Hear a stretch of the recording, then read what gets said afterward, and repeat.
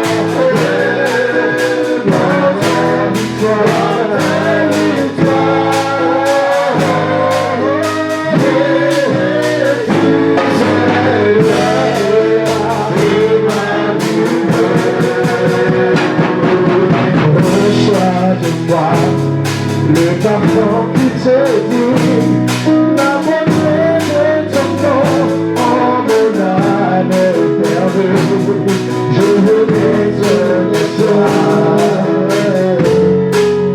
Jésus, je t'aime,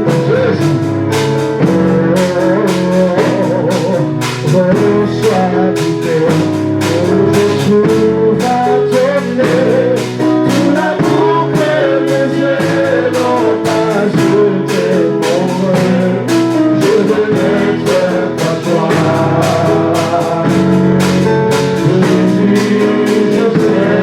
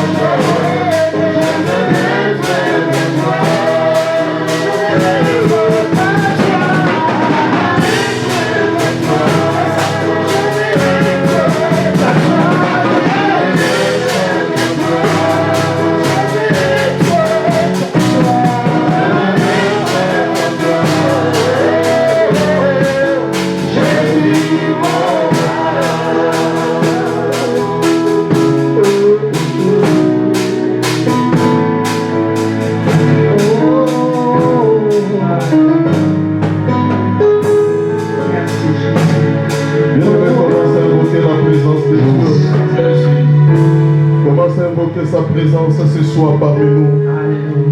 Commence à demander à Dieu d'être présent ce soir dans cet endroit pour toucher son peuple. Demande à Dieu de visiter son peuple. Demande à Dieu que sa grâce localise chacun de nous ce soir dans sa présence. Bien-aimé, commence à prier le Seigneur, Dieu les armées. Papa, nous recommandons ce moment sous ta grâce. Nous recommandons ce moment entre tes saintes mains. Éternel Dieu, le Dieu de toutes grâces, le Dieu de toute bonté, descends ce soir dans cet endroit. Manifeste ta grâce, Dieu des armées, dans le culte de ce soir, Shiloh d'Israël. Que ta grâce localise chacun de ton peuple ce soir. Touche chacun de tes enfants. Dans ta maison, éternel Dieu. Seigneur, étends ta main. Étends ta main. Étends ta main. Pour toucher mon frère. Étends ta main. Pour toucher mon frère. Étends ta main. Pour localiser. Oh, touche chacun de Jésus. Chacun peut venir ce soir avec un fardeau, avec une préoccupation, avec un problème qui tourmente sa pensée, qui tourmente sa vie. Le Dieu des miracles qui est fort à nous. Le Dieu des miracles qui est présent. Commence à bénir à ton peuple. Commence à bénir à ton peuple. Commence à bénir à ton peuple. Commence à bénir à tes enfants. Commence à bénir chacun qui est venu dans ce lieu. Qui est venu dans ce lieu. Avec un pardon qui pèse. Avec un pardon qui pèse. Oh, que le ciel soit couvert ce soir. Oh, que le ciel soit couvert ce soir. Avec des enfants expérimentés de la gloire de Dieu. Avec des enfants expérimentés de la paix de Dieu. Avec des enfants soient touchés. Avec des enfants soient restaurés. Au nom de Jésus. Au nom de Jésus. Alléluia. Gloire à toi, Seigneur. Gloire à toi, Jésus. Merci, Seigneur. Merci, Seigneur. Le puissant de Jacob. Alléluia.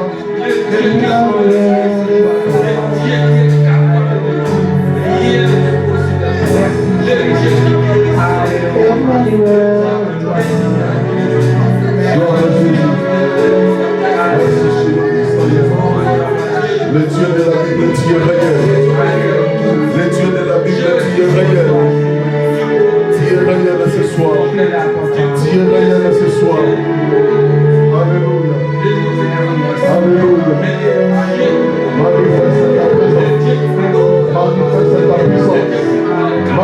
c'est ta puissance. Je suis disposé à soiffer que ton nom chante et son sur moi. Je suis disposé à soiffer que ton nom chante et son. Oh, tu m'as, je suis disposé.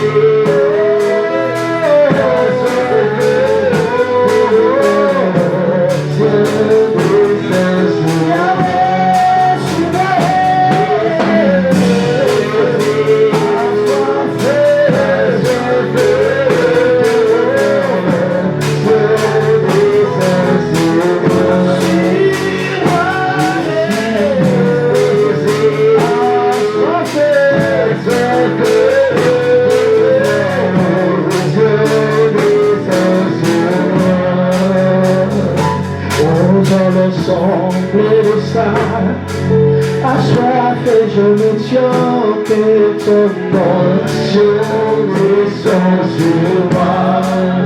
Oh, conscient que mon destin est dans le fait de ta main, que ton nom descend sur moi. Oh oui, conscient que mon destin est dans le fait de ta main.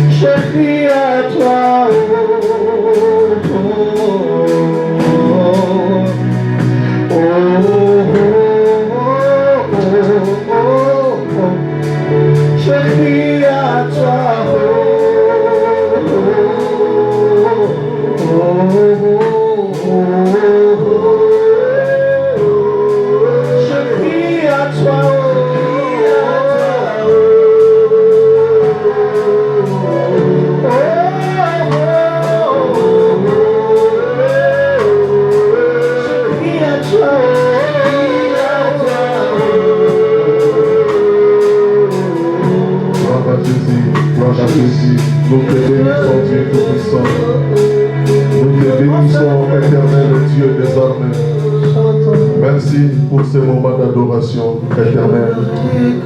Nous voulons recommander ces moments encore de louange à Dieu Tout-Puissant entre tes saintes mains. Quand ton nom était loué ces jours-là, la muraille de Jéricho est tombée. Seigneur, la Bible est ici au milieu des louanges d'Israël. Nous voulons te louer. Que les chaînes de problèmes, la montagne de problèmes tombent dans notre vie pendant ce moment. Oh, pendant que ton nom sera loué, que les malades soient guéris. Pendant que ton nom sera loué, Seigneur, que la solution soit accordée aux problèmes de ton peuple au nom de Jésus. Amen. Pendant que ton nom sera loué, oh Père,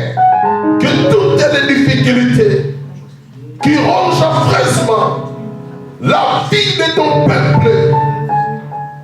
Quitte leur corps, quitte leur vie. Au nom puissant de Jésus, glorifie-toi Seigneur. Au nom de Jésus, notre puissant restaurateur, notre seul espoir, notre unique appui, que nous t'avons ainsi prié.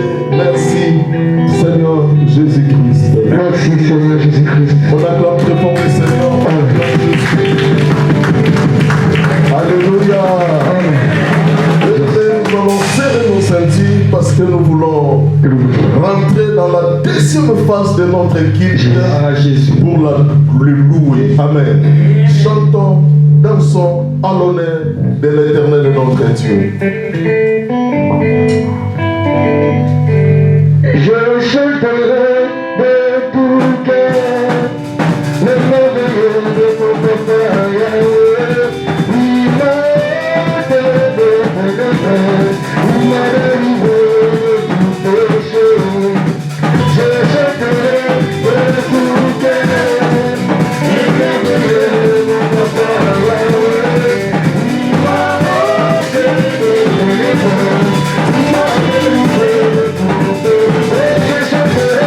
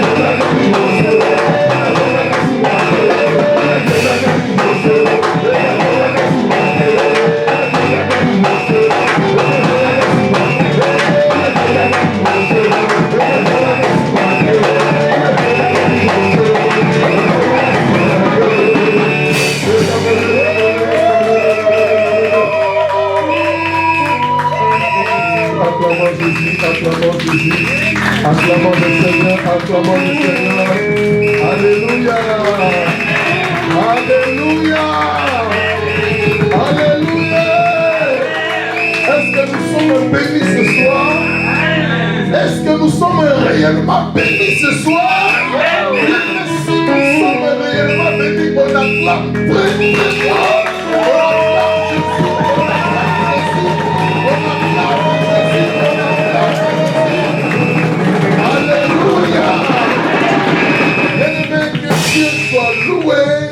Nous allons prendre place dans la présence de Dieu et nous commençons directement la pensée de Dieu pour ce dimanche 19 mars 2023.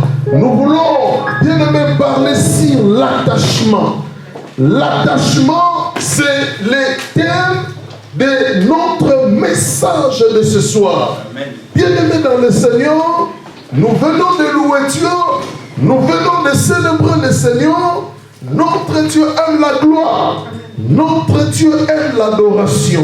Si nous lisons le livre des Cantiques, le livre des Psaumes, nous allons comprendre que c'est un recueil de louanges. Dans le livre des Psaumes, on adore Dieu du premier au 150e chapitre, le livre des psaumes, le livre le plus long de la Bible, à 150 chapitres. Et dans tous les 150 chapitres, bien aimé, c'est un recueil de louanges.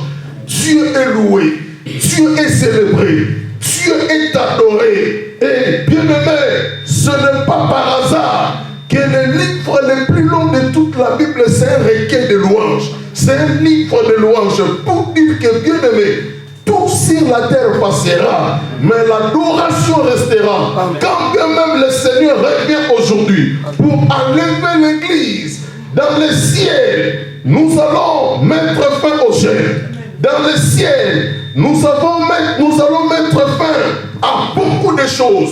Mais si il y a une chose qui restera, s'il y a une chose qui va continuer, même jusqu'au ciel, c'est l'adoration.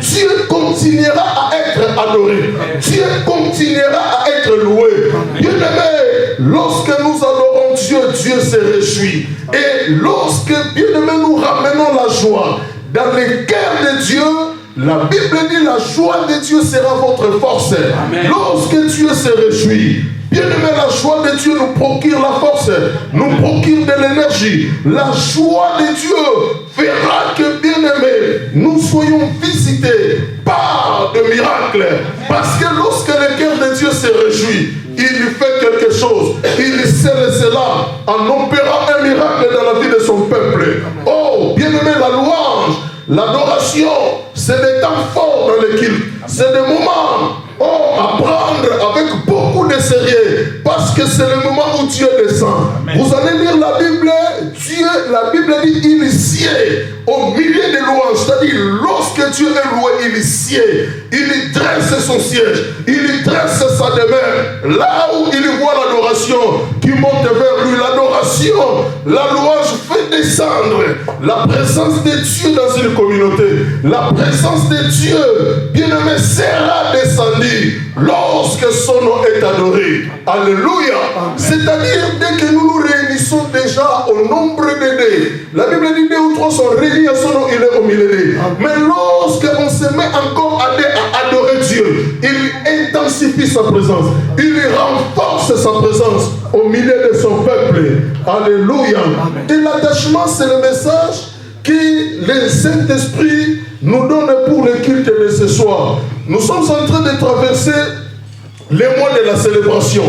Bien aimé, c'est-à-dire, dans la Bible, nous allons voir la fête de Pâques, nous allons voir dans la Bible la fête de pain sans levain, nous allons voir dans la Bible la fête de Pentecôte, nous allons voir dans la Bible la fête des expiations, nous allons voir dans la Bible, bien aimé, les 7 fêtes de l'Éternel, que j'ai déjà eu à enseigner dans cet endroit. Mais bien aimé, parmi les 7 fêtes de l'Éternel, pourquoi cette fête de l'Éternel? Dans la Bible, il y a plusieurs fêtes, mais les autres fêtes étaient initiées par les hommes. Mais les 7 fêtes dont il est question, c'est les 7 fêtes que Dieu a initiées au milieu de son peuple. Et il y a la fête des trompettes. Et là, dans le calendrier hébreu, l'Église rentre dans la phase de la fête que nous appelons la fête de Pâques. La fête de Pâques était célébrée à Nisraël le mois de Nissan. Le mois de Nissan est tombé, tombe aujourd'hui vers la fin mars et début avril. Fin mars, début avril, nous sommes le 19, nous allons déjà vers la fin du mois de mars et début avril. Donc c'est déjà la période de Pâques qui commence déjà. Et bien aimé, nous sommes en train de célébrer cette fête importante, cette fête considérable qui occupe une place vraiment majeure dans la pensée de Dieu. Et cela nous ramène à comprendre l'heure, le temps et la saison dans laquelle l'Église du Seigneur se trouve. Et bien aimé dans le Seigneur, nous voulons au travers de cette fête de Pâques parler de ce message sur l'attachement. Bien aimé, je commence déjà à introduire.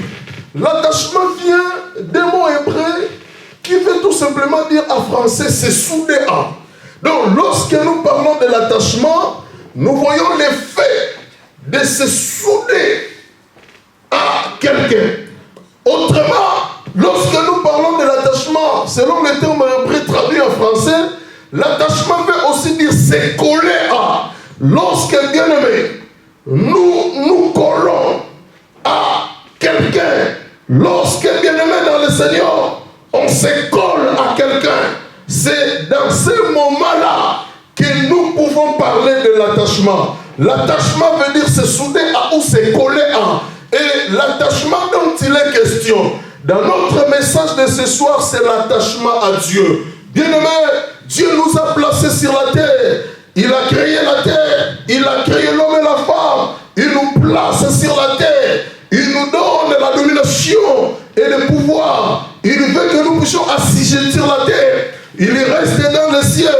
Il nous envoie le Saint-Esprit après sa crucifixion. Et bien aimé, sur la terre, Dieu a envoyé son esprit. Oh, qui les représente. Mais pour que son peuple collabore bien avec lui, marche bien avec lui, il nous demande de se coller à l'esprit qui les représente sur la terre, qui gouverne même la terre, bien aimé, dans laquelle nous nous retrouvons. Et dans 2 Rois, chapitre 2, le verset 1er jusqu'au verset 15, là où nous allons introduire notre message. 2 Rois, chapitre 2, le verset 1er. Je lis jusqu'au 2 Rois 2, 1 à 15.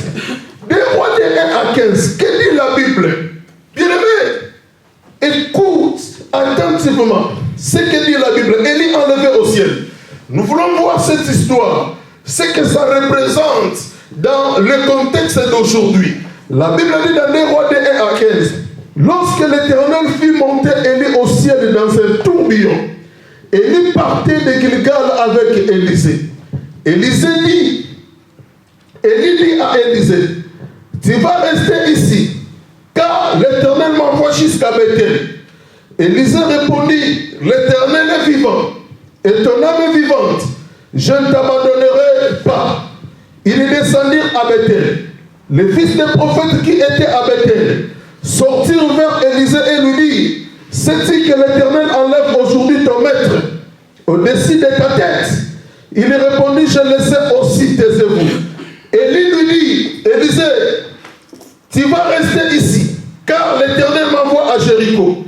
Il répondit, l'Éternel est vivant, et ton âme est vivante. Je ne t'abandonnerai pas. Et ils arrivèrent à Jéricho. Les fils des prophètes qui étaient à Jéricho s'approchèrent d'Élisée et lui dirent, sais-tu que l'Éternel enlève aujourd'hui ton maître, ton Seigneur, au-dessus de ta tête? Il répondit, je le sais aussi, taisez-vous. Élie lui dit, tu vas rester ici, car l'Éternel m'envoie au Jourdain. Il répondit, l'Éternel est vivant, et ton âme est vivante, je ne t'abandonnerai pas. Et ils poursuivirent tous leur chemin. 50 hommes d'entre les fils des prophètes arrivèrent et s'arrêtèrent vis-à-vis, à quelque distance, et aidés s'arrêtèrent au bord du Jourdain. Alors Élie prit son manteau, le roula et en frappa les eaux qui se partagèrent ça et là, et ils passèrent tous deux à sec. Lorsqu'il fit passer, Élie dit à Élisée, demande ce que tu veux que je fasse pour toi avant que je sois enlevé d'avec toi. Élisée répondit, qu'il est sur moi, je te prie, une double portion ou une double part de ton esprit.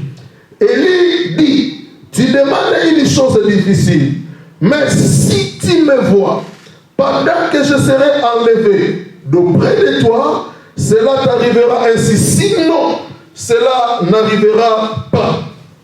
Comme il continuait à marcher en parlant, voici qu'un char de feu et que des chevaux de feu les séparèrent l'un de l'autre.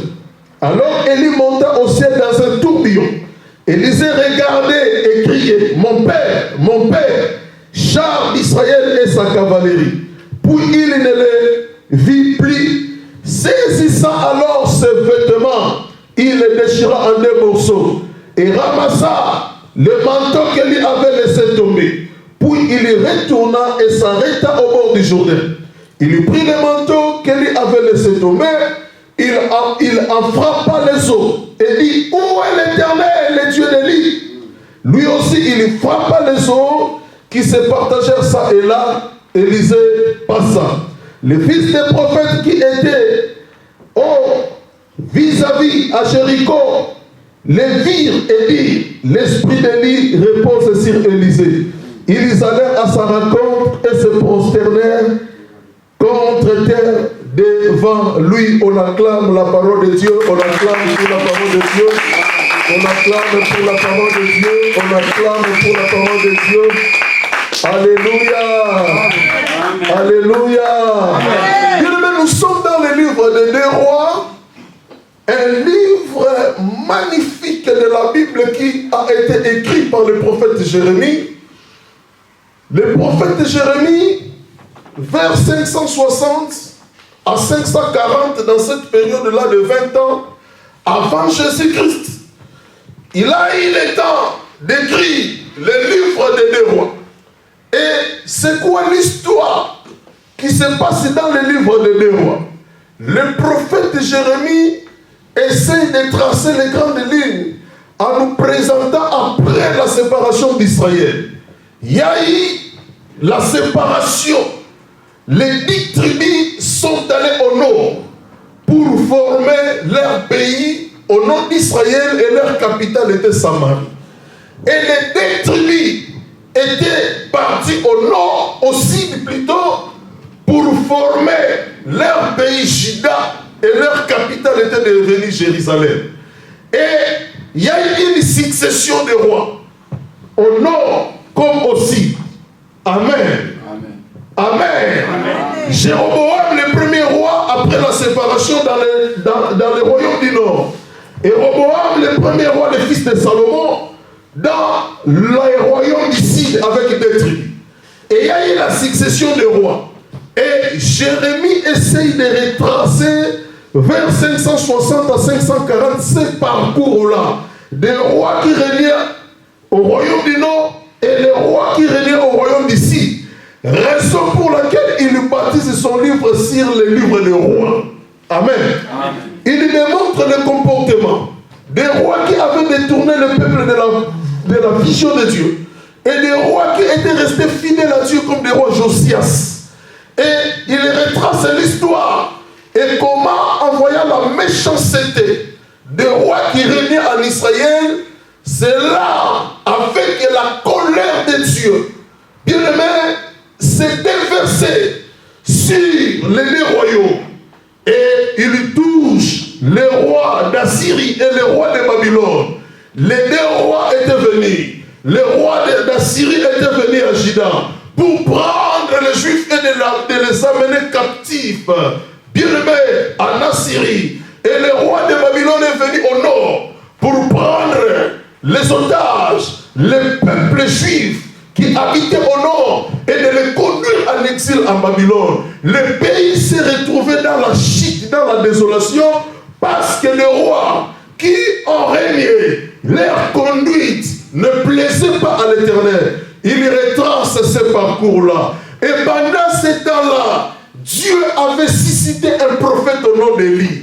Élie était là comme l'œil de l'Éternel pour essayer de ramener le peuple de Dieu sur le droit chemin. Mais un prophète qui n'était pas écouté. Et il y a eu trop de menaces. À l'époque où le roi Akab régnait à mettre avec sa femme Jézabel sur Israël. Et du fait que ce roi, du fait que sa femme, la reine Jézabel, essayait de manière à ce que l'idolâtrie revienne sur le territoire israélien. Et les prophètes Élie étaient mal vus par, bien-aimés dans le Seigneur, par la famille royale. On cherchait à tout prix à mettre la main sur le prophète Élie et de le tuer. Et le prophète Élie, sa vie était devenue en danger, au point qu'il demandait à Dieu la mort. Mais à la place de la mort, Dieu a jugé positif de l'enlever vivant, de le prendre vivant, au lieu qu'il lui passe par la mort.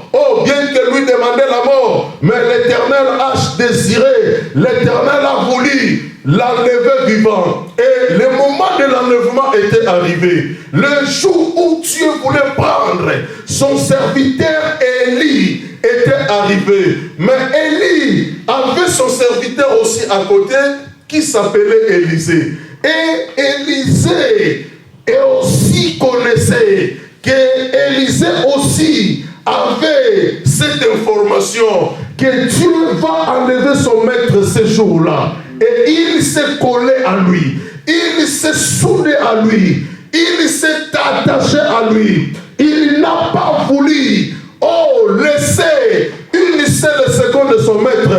Parce qu'il savait que le Seigneur a décidé en ce jour d'enlever son serviteur, le prophète Élie. Lui, il était là, il était vigilant, il était aux aguets, il était prudent, il surveillait tous les mouvements de son maître, il surveillait tous les mouvements d'Élisée, parce que lui aussi avait un plan, parce que lui aussi avait une mission. Bien aimé, c'est lui qui a un plan, c'est lui qui a une mission, ne dors pas, c'est lui qui a une mission. Bien aimé dans le Seigneur, évite la distraction, c'est lui qui a une mission.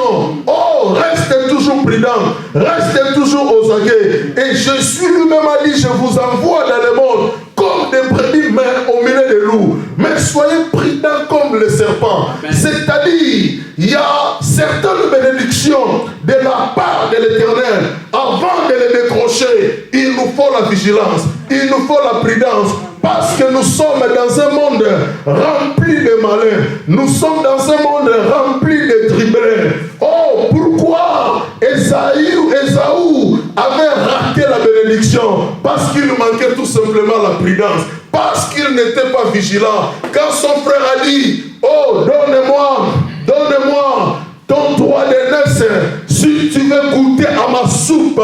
Et bien aimé, par manque de vigilance, parce que son frère avait un plan que lui ignorait. Bien aimé, par manque de la prudence, il a perdu quelque chose d'important pour sa vie, pour sa descendance. Et bien aimé, Élisée avait un plan. Elle n'a pas voulu laisser son maître dormir.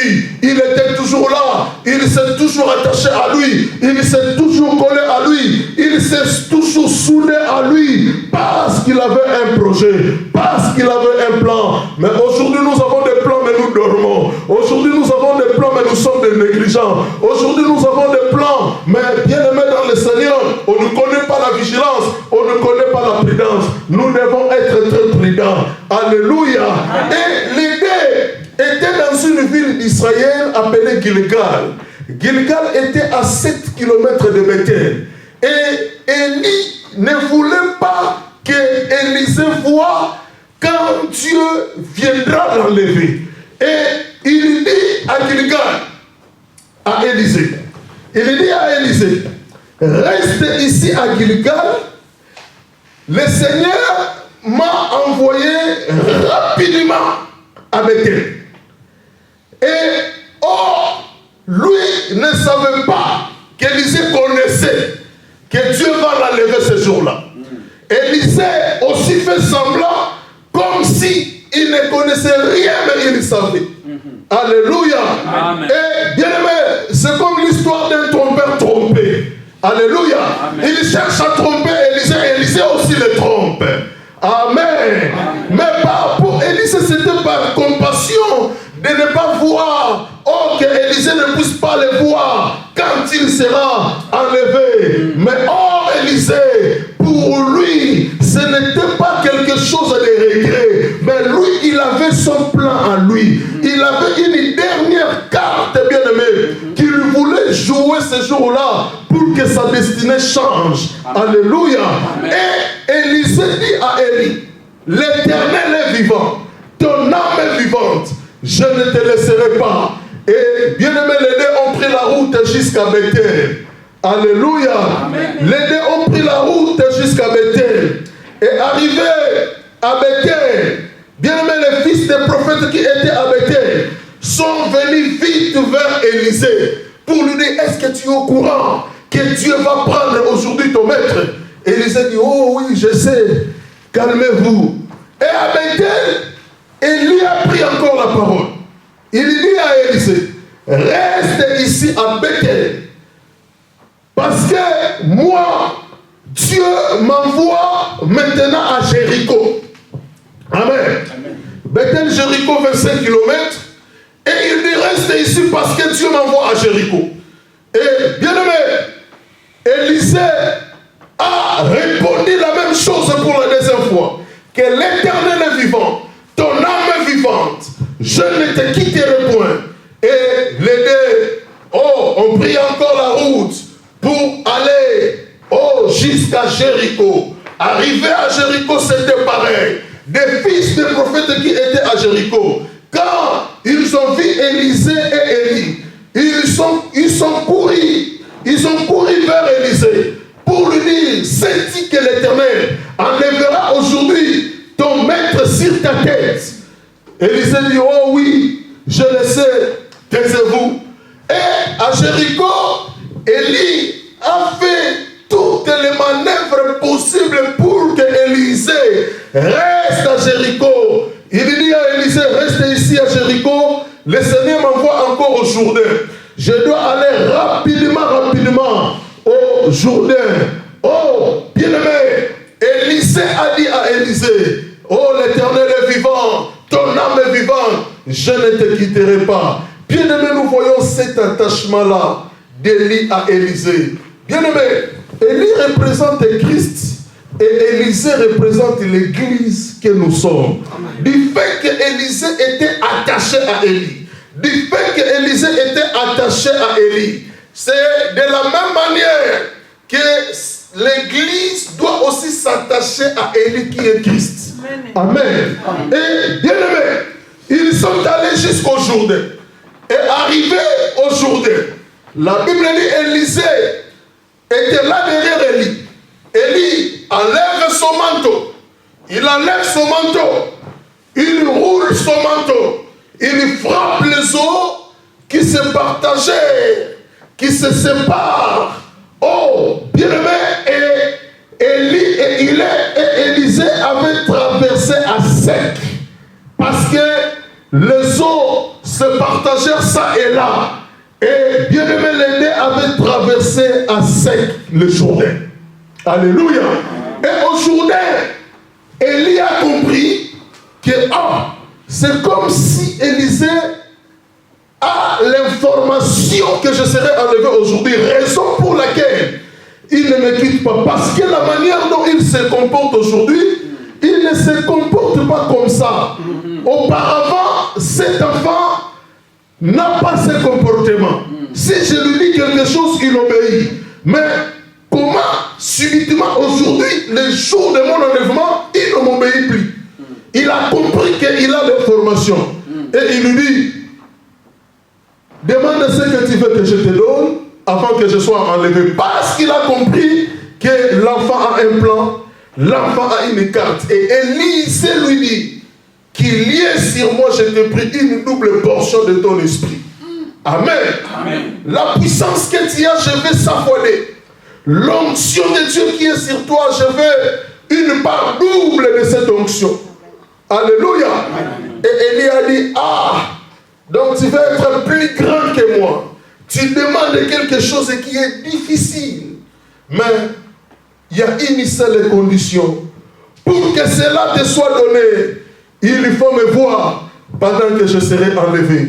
Il faut me voir. Pendant que Dieu me prendra. Si tu ne me vois pas, tu n'auras pas la double portion de mon onction. Et pendant qu'il discutait, il y a eu un tourbillon. Un vent fort, un vent impétueux. Et dans ce vent impétueux, Dieu prenait Élie. Lorsque Élie montait au ciel, Élisée était là, il y regardait. Élisée était là, il voyait comment Élie, son maître, montait au ciel. Et il s'est mis à crier, mon père, char d'Israël et sa cavalerie. Et bien-aimé, et les niais déroba Élie, Élie dans les niais. Il enlève son manteau, il fait descendre cela. Pendant qu'Élisée regardait, il voit quelque chose qui tombait. Il voit quelque chose qui descendait du ciel. Il était curieux de voir si c'était quoi. Et jusqu'à ce qu'il voit que c'est le manteau d'Élie. Il prend le manteau d'Élie Et bien aimé dans le Seigneur, c'est la même chose qui s'est passée. Le jour où Christ était enlevé, les disciples étaient là qui représentent l'Église et regardaient. Et lorsque Jésus est parti, bien aimé, il a envoyé un manteau qui représente le Saint-Esprit. Christ a dit, je m'en vais, mais je ne vous laisserai pas orphelins. Lorsque je m'en serai allé, je vous enverrai le Saint-Esprit. Et c'est la même chose qui se produit. Dans l'ancienne alliance déjà, dans le livre des 2 rois, quand Élie était monté qui représente Christ, il a fait tomber le manteau. Il a envoyé le Saint-Esprit. Oh, bien-aimé à l'Église. Et l'Église aujourd'hui n'est pas orphelin parce que nous avons le Saint-Esprit. Et bien-aimé, l'attachement d'Élie à Élisée avait produit quelque chose. L'Élisée était resté attaché à Élie. Et au nom de cet attachement, il a eu quelque chose. Bien-aimé, nous ratons beaucoup de choses parce que nous sommes loin du Seigneur. Nous ratons beaucoup de choses parce qu'on n'est pas connecté avec Dieu. Nous ratons beaucoup de choses parce que, bien-aimé dans le Seigneur, on n'est pas soudé, on n'est pas soudé à Dieu, on n'est pas collé à Dieu. Bien-aimé, il faut rester proche de Dieu. Il faut s'attacher à Dieu. Il y a eu un homme dans la Bible que Dieu aimait beaucoup. Malgré, on peut le traiter de criminel. Malgré, on peut le traiter, oh, bien-aimé, d'adultère. Malgré, on peut le traiter, oh, de polygame. Mais Dieu l'aimait beaucoup. Dieu était avec lui. Et Dieu, dans toute la Bible, il a baptisé cette personne, l'homme selon mon cœur. Nous parlons, bien-aimé, du roi David, l'homme selon le cœur de Dieu. Bien-aimé, un homme qui était polygame, un homme qui était criminel, un homme qui avait le sang dans les mains, le jour où il a voulu construire un temple pour Dieu. Même Dieu, qui l'appelait l'homme selon son cœur, l'a stoppé. Il dit non, tes mains sont pleines de sang. Ce n'est pas toi qui bâtiras le temple pour moi. Je préfère que ce soit ton fils Salomon. Et bien-aimé, c'est Salomon qui avait bâti le temple de Jérusalem, que le général Titus, oh, de Rome a détruit à 70. Bien-aimé dans le Seigneur, c'est-à-dire Dieu avait empêché cet homme parce que ses mains étaient pleines de sang. Mais malgré cela, Dieu l'a appelé dans la Bible l'homme selon mon cœur. Amen. Amen. Amen. Il a appelé Moïse son ami. Mais pour David, il a appelé David l'homme selon son cœur. Parce que David était vraiment attaché à Dieu. Il peut tuer aujourd'hui, il revient auprès de Dieu, il gêne, il prend des moments de chaîne, il plaire ses péchés, il implore la grâce de Dieu, il roule par terre, il demande à Dieu sa miséricorde et sa grâce sur lui. Un homme qui était vraiment humble devant Dieu, un homme qui était vraiment trop proche de Dieu, attaché à Dieu, collé à Dieu, soudé à Dieu. Et nous voyons Dieu a fait de lui les rois les plus puissants d'Israël. Aucun roi en Israël était plus fort que David, était plus puissant que David. Lorsqu'il s'agit de Salomon, on ne parle pas de la puissance, mais on parle de la sagesse.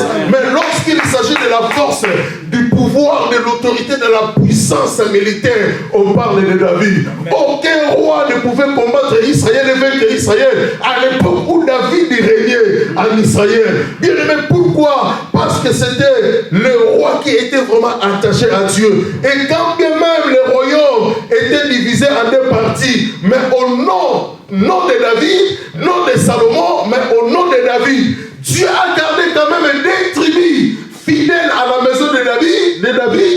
Ils sont allés bâtir un royaume aussi. Et leur pays était devenu Juda et leur capitale Jérusalem. Alléluia. À cause de David. Alléluia. L'attachement à Dieu. Bien-aimé, l'Église doit s'attacher à Christ. L'Église doit s'attacher à Jésus. Oh, sans l'attachement à Christ, bien-aimé, nous serons disqualifiés dans ce monde où il y a trop de prédateurs. Sans l'attachement à Christ, bien-aimé dans le Seigneur, nous serons écrasés dans ce monde où il y a plein de félins. Oh, sans l'attachement à Christ, bien-aimé, personne ne régnera sous le soleil. Parce que dans ce monde, oh, il y a la loi du plus fort qui règne. Sans l'attachement à Christ, bien-aimé dans le Seigneur, nous allons tomber dans des trous que l'ennemi essaye de creuser nuit et jour. Oh, pour nous faire tomber. Alléluia. Bien, mais rapidement, je vais parler sur quelques récompenses d'une vie attachée à Dieu. Qu'est-ce que Dieu fait réellement? À une vie qui s'attache à lui, je vais parler de 4 choses rapidement et nous allons clôturer avec ce message le dimanche prochain. Quelques récompenses d'une vie attachée à Dieu. Pour une vie qui reste attachée à Dieu, je vais parler de quelques récompenses et le dimanche prochain, je parlerai sur les démarches ou quelques démarches à suivre pour rester connecté à Dieu, pour rester attaché à Dieu. Quoi et quoi qui nous connecte avec Dieu? Quoi et quoi qui fait que nous restons attachés à Dieu? Là, ça sera pour dimanche. Mais aujourd'hui, quelles sont les récompenses pour une vie qui reste attachée à Dieu? La première des choses, et c'est la chose qui dépasse tout, c'est la paix. Amen. La paix. Bien aimé, dans ce monde, on a d'abord besoin de la paix. Tu peux avoir toutes les richesses du monde, si tu n'as pas la paix, tu ne jouiras pas de tes richesses. La première récompense que Dieu donne à une vie attachée à lui, c'est la paix. Nous sommes dans Job chapitre 22, le verset 21. Job chapitre 22, le verset 21. Job 22, 21. La Bible dit, dans Job 22, 21, attache-toi donc à Dieu et tu auras la paix. Attache-toi donc à Dieu et tu auras la paix. Bien aimé, la paix, c'est la première des choses que Dieu donne à la personne qui s'attache à lui, à la personne qui reste soudée à lui, à la personne qui se colle à lui. La paix que l'ONU est incapable de donner au monde. Le monde a créé une organisation appelée ONU, l'Organisation des Nations Unies, pour le maintien de la paix dans des zones où il y a des guerres. Mais malgré, ils ont fait un objectif, mais ils ne parviennent pas à stabiliser la paix, bien aimé, dans les 4 coins du globe. Oh, tu as dit, je vous donne ma paix, non pas comme le monde vous la donne. Bien aimé dans le Seigneur, c'est-à-dire, tu peux avoir de quoi manger, tu peux avoir de quoi, oh, bien aimé, vêtu, de quoi se vêtir. Mais si tu n'as pas la paix, cela ne sert à rien. Amen. Alléluia. Amen. Si ton esprit est troublé, si ton esprit est en panique, si tes pensées, les profondeurs de tes pensées, oh, sont calcinées par les problèmes de la vie, bien aimé, les richesses ne te seront pas profitables. Mais pour que les richesses te soient profitables, on a d'abord besoin de la paix. Amen. Amen. Amen. Amen. Amen. Oh, un autre message a dit, mieux vaut une maison sec avec la paix qu'une maison pleine de viande avec des guerres, avec des querelles, avec des troubles. Bien aimé, ça ne va pas descendre. Oh, parce qu'il n'y a pas la paix. Amen. Alléluia. Dans le monde, ce que nous désirons d'abord, je m'excuse, dans le monde, ce que nous désirons d'abord, c'est la paix. Amen. Et cette paix viendra lorsque nous sommes attachés à Dieu. Lisons Jean chapitre 14, le verset 27. Jean chapitre 14, le verset 27. La Bible dit, Jean 14, 27. La Bible dit, je vous donne ma paix, je vous laisse la paix. Je vous donne ma paix. Moi, je vous donne pas comme le monde donne. Que votre cœur ne se trouble pas et ne s'alarme pas. Alléluia. Je vous laisse la paix. Je vous donne ma paix. Cette paix, ce n'est pas comme le monde vous donne. Amen. Je vous donne ma paix. Mais la paix que Dieu donne, c'est une paix durable. Amen. La paix que le monde peut donner, ça sera une paix temporaire. Amen. Ça sera une paix éphémère. Mais la paix que Dieu donne, c'est la paix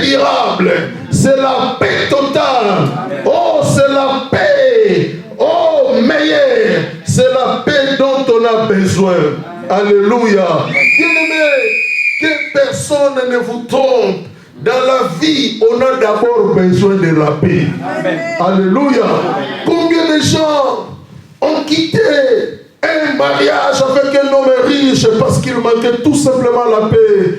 Combien de foyers étaient brisés? Oh, là où il y a des voitures, là où il y a des villas, oh, là où il y a des comptes à banque parce qu'il n'y a pas la paix. Dans le monde, nous poursuivons tous la paix. Les hommes cherchent la paix. Des femmes cherchent la paix. Des enfants cherchent la paix dans une maison. Alléluia. Amen. Oh, cette paix-là, bien-aimé, viendra si on se colle à Dieu. Amen. Deuxième récompense d'une vie attachée à Dieu. Et lorsqu'on est attaché à Dieu, Dieu nous donne la paix et Dieu... Deuxième chose, lorsqu'on s'attache à lui, il ne nous donne pas le bonheur, mais il nous fait jouir du bonheur. Amen. Amen. On jouit maintenant du bonheur. Je ne parle pas du bonheur, mais lorsqu'on est attaché à Dieu, la deuxième récompense, Dieu te fera jouir du bonheur. Lisons cela, nous allons comprendre. Job chapitre 22, le verset 21, mais la partie B. Job chapitre 22. Job chapitre 22, Job chapitre 22, le verset 21, mais la partie B. Job 22, 21, la partie B. La Bible dit, bon, je lis tout le verset 21. Attache-toi donc à Dieu, tu auras la paix, et tu jouiras ainsi du bonheur. Amen. Amen. Et tu jouiras ainsi du bonheur. Jouir du bonheur. C'est la deuxième des choses, la deuxième récompense que Dieu donne à une vie attachée à lui. Tu n'auras pas de bonheur, mais tu jouiras du bonheur.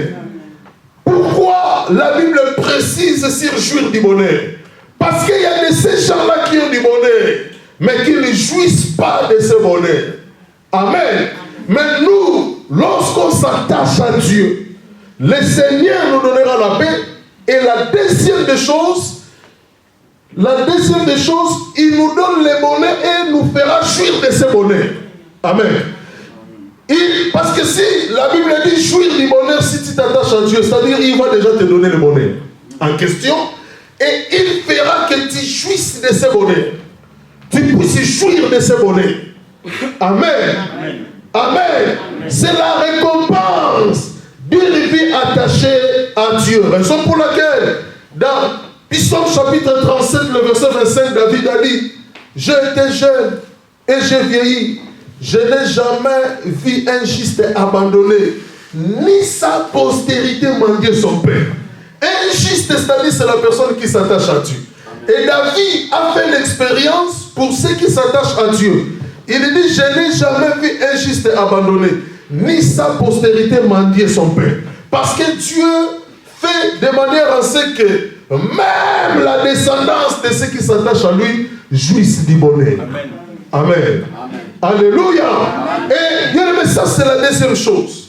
Troisième chose, comme récompense que Dieu donne à une vie attachée à lui, c'est là où nous allons parler de l'onction. Amen. L'onction, c'est la troisième des choses que Dieu donne lorsqu'une vie est attachée à lui.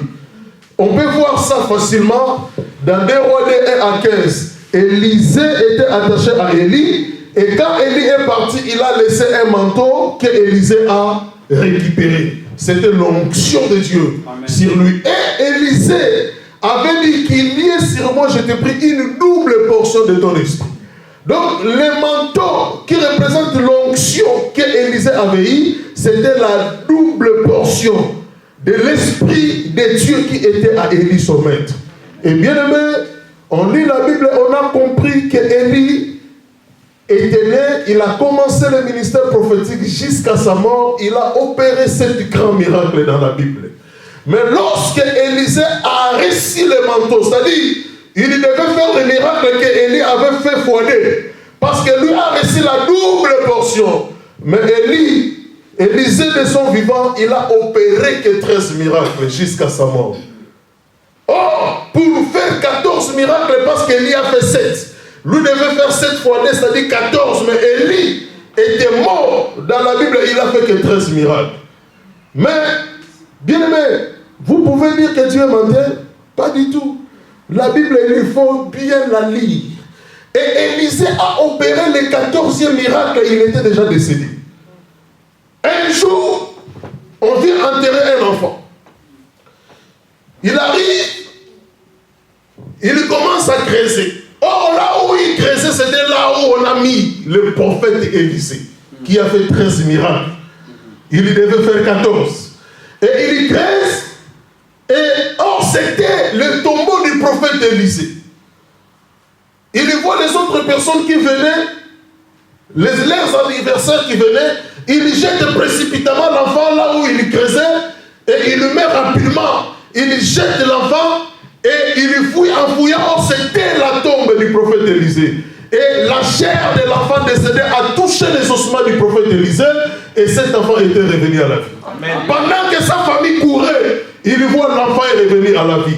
Et c'est 14e miracle, ce dernier miracle après la mort d'Élie, bien aimé, vient se rajouter aux 13 miracles, et ça fait 14 miracles d'Élisée. Alléluia. Amen. Pourquoi? Parce qu'il avait reçu la double portion de l'Esprit de Dieu. Amen. Qui était à Élie. Alléluia. Bien aimé, lorsqu'on s'attache à Dieu, la troisième récompense, Dieu nous donne l'onction. Je vais vous définir l'onction parce que parfois ça trouble. C'est quoi l'onction? Une définition facile, une définition simple. L'onction, c'est la présence de Dieu dans une vie. Lorsque Dieu est présent dans ta vie, au travers de son esprit, tu as l'onction de Dieu. Lorsque Dieu marche avec toi, tu as l'onction de Dieu. Lorsque Dieu t'accompagne dans tout ce que tu fais, tu as l'onction de Dieu. L'onction, ce n'est pas ressusciter des morts d'abord. Non. L'onction se caractérise par la présence de Dieu dans une vie. L'onction veut tout simplement dire Dieu est avec toi dans tout ce que tu fais. Amen. Et bien aimé, on a besoin de la présence de Dieu dans notre vie, dans tout ce que nous faisons. Et pour finir aujourd'hui, quatrième récompense que Dieu donne à une vie attachée à lui. Une vie attachée à lui retrouve ce que nous avions perdu. Ce qu'on a perdu, on le retrouve toujours lorsqu'on est attaché à Dieu. L'attachement à Dieu nous donne ce que nous avons perdu. Alléluia. Qu'est-ce que toi tu as perdu? Tu as perdu un travail. Tu as perdu la santé. Tu as perdu les opportunités. Tu as perdu les ouvertures. Tu as perdu quelques portes dans ta vie. Tu as perdu quelques relations dans ta vie. L'attachement avec Dieu fera qu'on puisse retrouver tout ce qu'on avait perdu, tout ce que nous perdons dans la vie, tout ce que, bien aimé, le monde essaye de nous voler, tout ce que le monde essaye de nous confisquer. La meilleure façon de les retrouver, de les récupérer, c'est l'attachement à Dieu. Lorsque les gens s'attachent à Dieu, la quatrième récompense, le quatrième bénéfice d'une vie attachée à Dieu, c'est de retrouver ce qu'on avait perdu. Alléluia. Alléluia. Tenons-nous debout, bien-aimés. Tenons-nous debout, nous continuons le dimanche. Oh, l'heure avance. Bien-aimés, tenons-nous debout. Nous allons prier le Seigneur. Nous sommes venus dans la présence de Dieu. Bien-aimés, dans la présence de Dieu, le temps s'arrête. Oh, dans la présence de Dieu, le miracle est encore possible. Dans la présence de Dieu, l'onction de Dieu se manifeste. Dans la présence de Dieu, bien-aimé, le Seigneur agit. Dans la présence de Dieu, le Seigneur opère la délivrance. Dans la présence